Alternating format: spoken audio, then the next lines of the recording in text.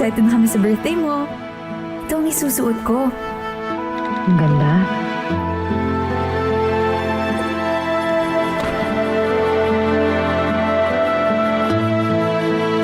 Tara, pasok kayo. Kuya Tanggol, dito po ba kami matutulog sa kama? Tolits, hindi po pwede. Kasi mamaya darating yung kapatid ko si David. Makikita kayo. Sigurado ako susumbong sa tatay ko. Kuya Tanggol, saan kami matutulog? Yun nga ang iniisip ko kung saan ko kayo patutulugin eh. Kuya, dito mo na ba patitira yung dalawang batang yan? Santino, kawawa naman kasi sila eh. Wala na silang tutulugan. Wala na rin silang matitiran. Kung aayaan ko naman, magpapagala-gala lang yun sa daan. Baka mapahamak pa. Ang problema ko ngayon, kung paano ko sasabihin ka na nanay sa kay Lola. Paano yan, kuya? Pag nakita na tatay yan, andiyan ba si Kuya David? Sigurado sususulin niya si tatay. Baka mamaya pag-initan ka na naman. Yun nga malaki kong problema eh. Kuya Tanggol, dyan na lang po kami matulog sa ilalim ng kama. Panigurado, kasya naman po kami dalawa dyan ni Tala. Oo, Kuya Tanggol. Dyan na lang po kami matulog. Mas malaki po yan sa tinutulugan namin. Sigurado kayo? Kasya kayo dyan? Oo, Kuya Tanggol. Sige, kuya, dito na muna ako. Baka bigla duman si tatay at saka si nanay eh. Makita sila. Sige. Sige po, kuya. Oh, basta ang usapan natin ha. Hindi kayo dapat marinig ng kapatid ko si David. Opo. Opo. Mamaya pag nandiyan kayo sa ilalim, kailangan tahimik lang kayo ha. Opo. Oh, sige na. Tagtago na kayo. Tara, bilisan mo. Kuya Tanggol, uunahin ko po yan. Oh, sige na. Lumusot ka muna doon. Oh, ingat kayo. Opo.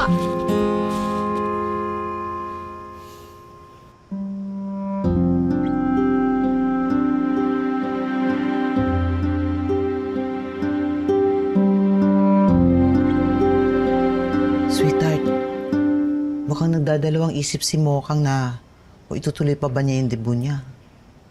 Hindi naman pwede yun. Kailangan magdebo siya. Kasi yan ang isa sa pinaka-importanteng okasyon sa buhay ng isang babae. Kailangan maranasan niya yun. Tsaka, huwag niyo nang alalahanin yung pagsanla sa bahay. Ako nang bahala doon. Tarp.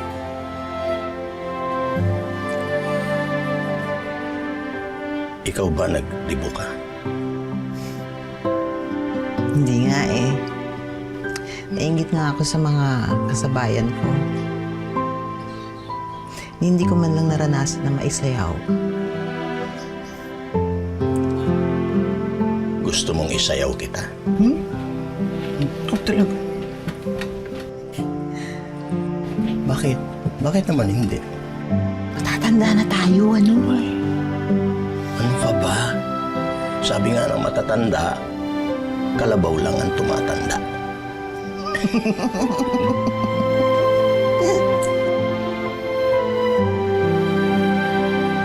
Ari ko bang isayaw ang pinakamagandang babae sa buhay ko? Sige na nga, Marcin.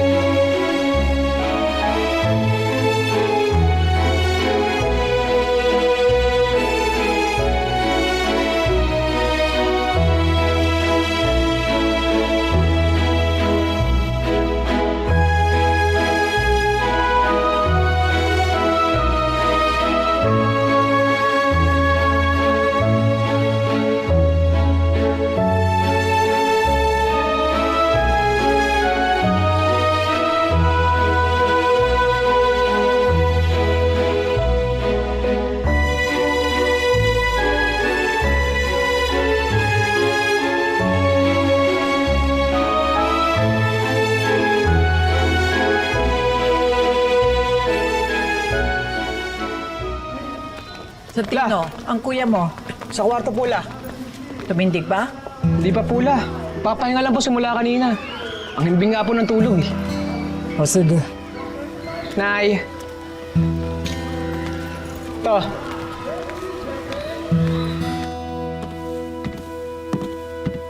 Ayos lang kayo. Hindi na matulog na kayo.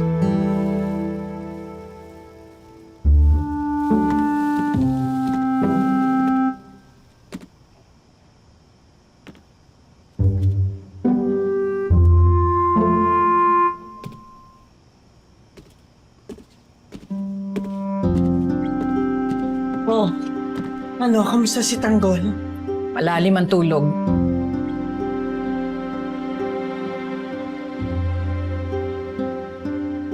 Ako mabuti naman at napirmi sa bahay.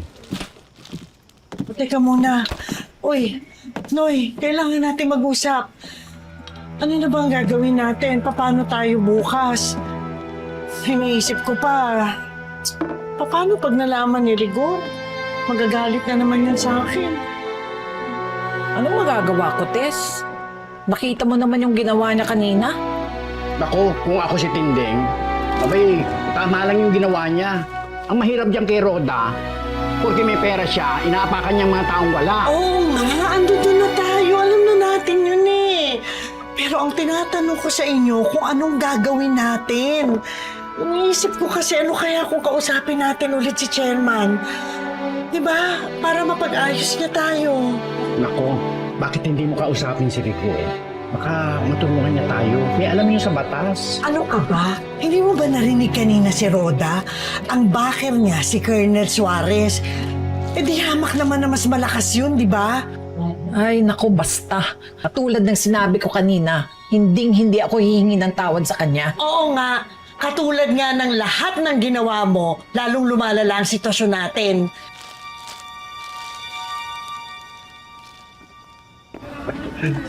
So. Tay! Tol, pawa ka muna. Ano po? Ano pre? Hindi ba natin isi-celebrate yung promotion mo? Tay, pumapromote ka na? Di pa. Ito kasi pinangungunaan ng lahat eh. Ito naman. Tuloy, baka maudlot pa. Sige na, kumuha ka ng alak doon. Bibihis na ako. Sige. Commander, pumapromote sa tatay. Oo. Napatay niya yung nakatakas na preso. Ayos. Galing talaga ng tatay ko. Tuwa ko lang ng inumin ng tatay mo ha.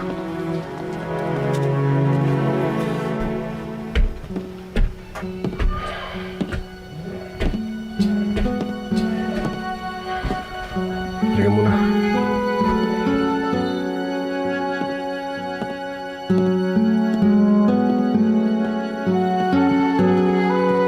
Naku, nalaman na yata ni Rigor ang nangyari kay Roda.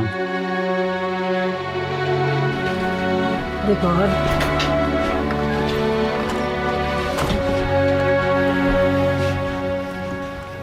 Natapos na yung problema mo.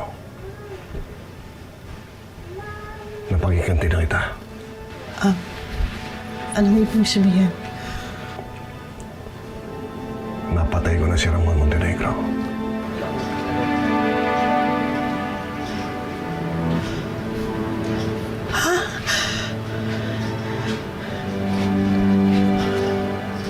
Paano? Nagkienkwentro kami kanina. May nag-report sa presinto namin na namatan siya sa Quiapo. Pero tinambangan namin. Pero wala kami nagawa kundi paputukan siya. Hanggang napatay siya. Tess, sa wakas,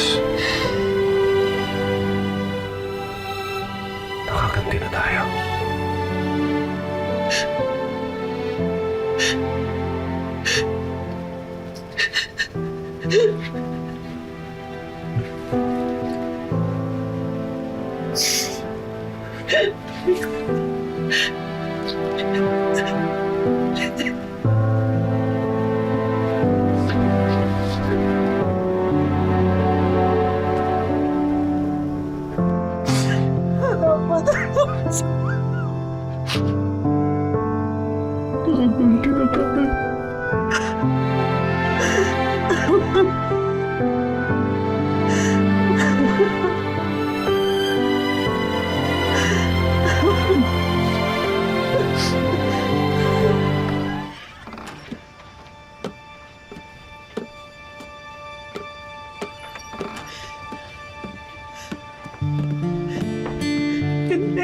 Tess, anong nangyari?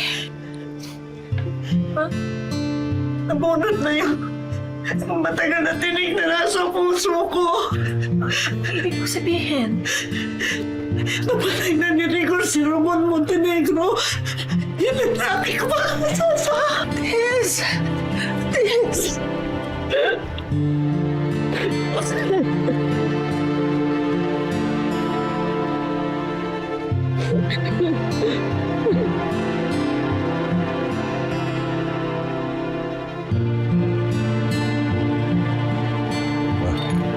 Tandaan lang. Oo. Hindi naman tayo nagmamadali eh. Pre, sigurado na yung promotion mo. Nakakaingit ka nga eh. Biruin mo ako. Magre-retiro na lang yata ako na PO1 pa rin eh. Pa naman eh. Pero Mando, sinabi ko na sa'yo. Hindi importante sa akin ang promotion. Mas importante sa akin yung napatay ko na yung hype na yun. Nakaganti na ako. Kung sa bagay, matagal mo lang kinikimkim ang galit na yan eh. Tuloy, lagi mong napapagbuntunan ng galit si Tanggol. Pre, baka pwede namang patawarin mo na yung inaanak ko. Abay, wala namang ginalaman dito yung bata eh.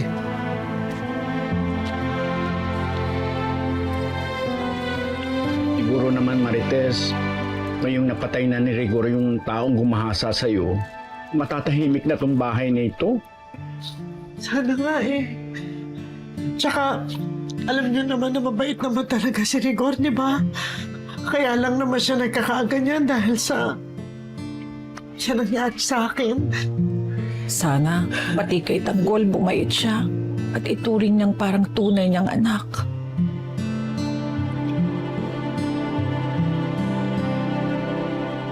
Siguro naman.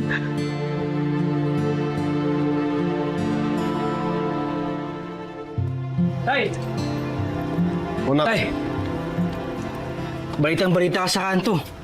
Napatay mo daw yung kriminal na nakatakas. Ay, mapopromote na tong tatay mo ba? Sa wakas tayo, mapupromote ka na. pa. Idol ko talaga to eh. Hey! Hey! Bus na yung sa akin sa'yo, meron ba? Hey! Alam niyo na ba yung nangyari? Balitang-balita sa lugar natin na napatay ni tatay yung kriminal na nakatakas. Galing talaga ni tatay, no? Kaya idol ko yun eh. Kaya ngayon, siya yung pinakasikat sa lugar natin.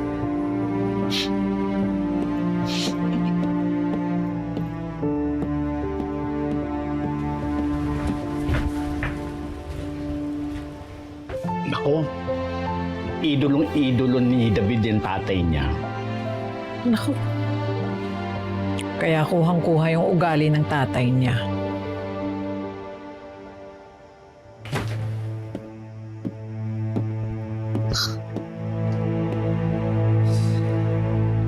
Tama ng bala lang pala makapagpapirme sa'yo sa bahay, no?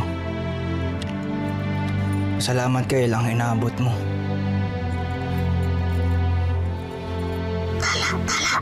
Sino yan?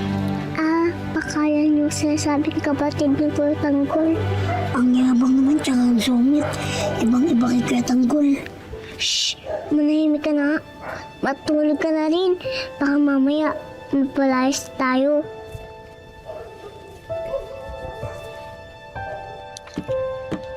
Oh, Centenio, Nay, ang tatay mo hindi pa ba aakyat? bakit na po yun, Nay? Susunod na yun. Sige po, Nay. Tulog na po ako. Sige, Sige po, Nay. na. Sige po.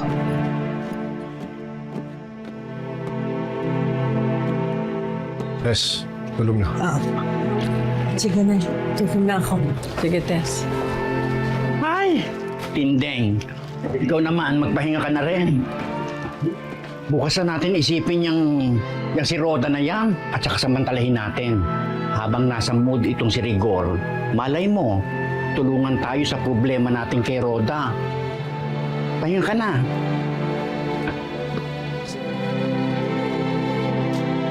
Sa wakas, nabigyan na ng katarungan ang nangyari kay Marites. Sana ito na ang katapusan ng lahat ng kaguluhan sa pamilya namin. At sana magkaayos na si Rigor at si Tanggol.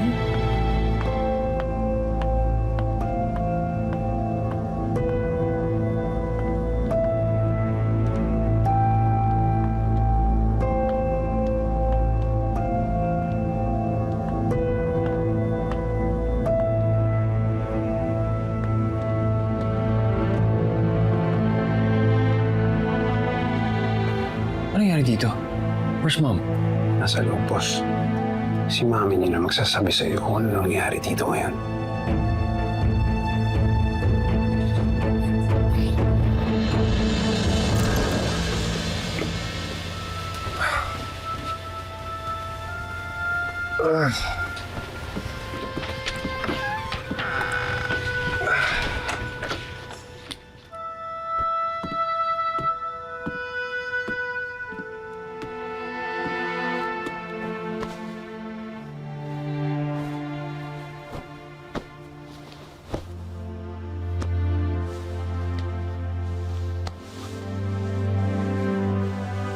Ito na ata ang pinakamasakit na tulo sa tanang buhay ko. Natapos na yung bangungot sa atin, Tess. Nagpapasalamat din ako sa Diyos, Rigor. Buti na lang walang masamang nangyari sa'yo, no? Hindi ko kakayanin kung may mangyari sa'yo. Ang tagal ko hinintay ang araw na to. Na makangganti sa hayop na yun. Ngayon matatahimik na tayo.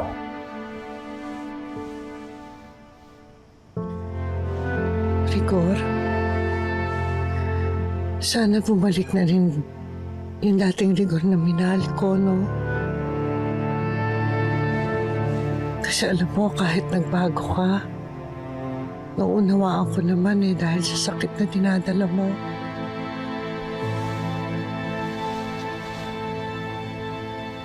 Alam mo, ang dinadasal ko na lang ngayon, sana tanggapin at mahalin mo si Tanggol, no? Bilang isang tunay mo anak.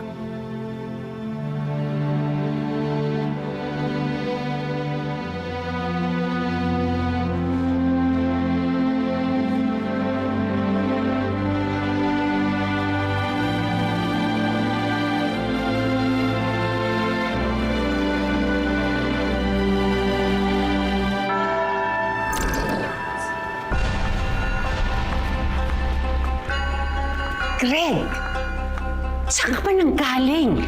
Buong araw kita hinahanap. May inutos lang sa akin si Lolo about the business. Ano ba nangyayari? Umalis lang ako saglit. Pagbalik ko, pinaglalamayan na siya.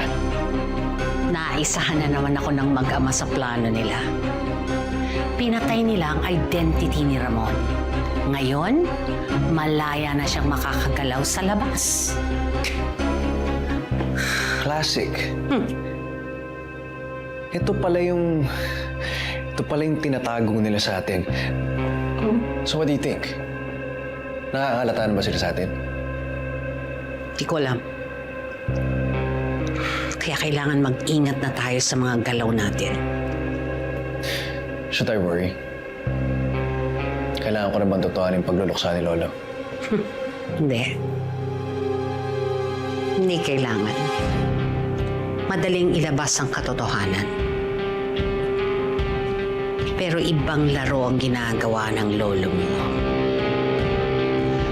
Kaya kailangan ayusin natin ang mga susunod nating galaw. Titirahin natin si Ramon sa ibang paraan. Okay. Tell me, paano? Malakas lang naman si Ramon kay Papa. Kung hindi natin kayang tanggalin ang isa sa kanila, sisirain natin ang tiwala nila sa isa't isa.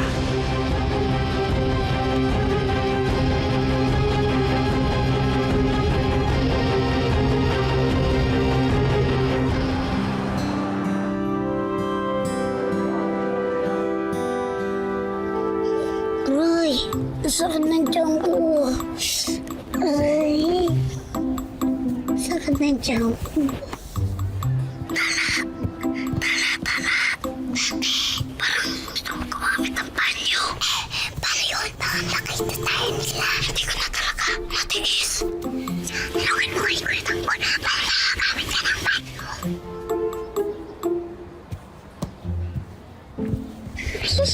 Baka makita nila tayo. Hindi yan. Hindi ko na kaya.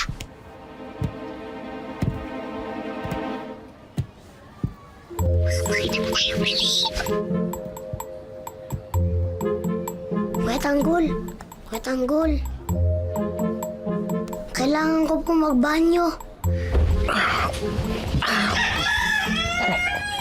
Baka makita ka. Hindi ko na po talaga matiis. Sandali lang. Tayo mo ako.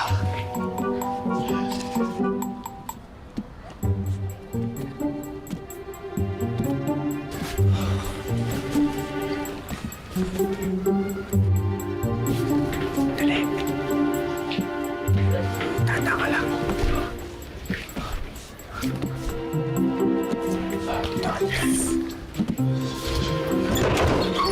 Bilisan mo.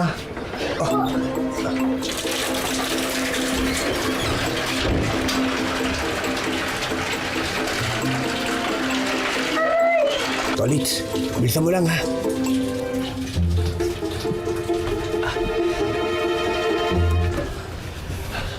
Lolay, Tanggol, ang aga mo nagising ah.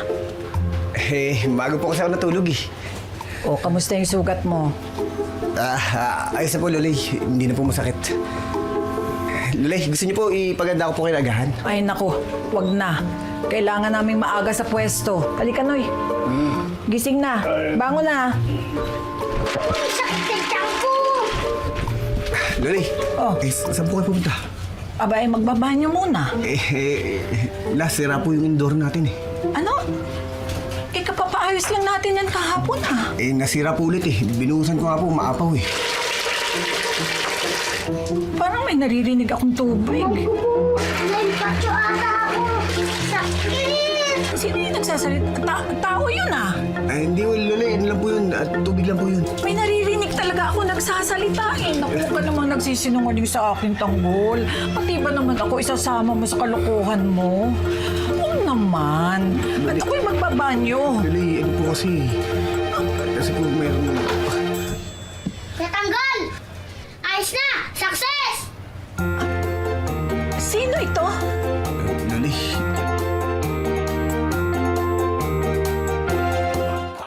Sino mang nangangailangan saan mang galing tutulungan, tawagin lamang ang ating agapan. Laban sa mga ganit at sinungaling umanda pagkat nandito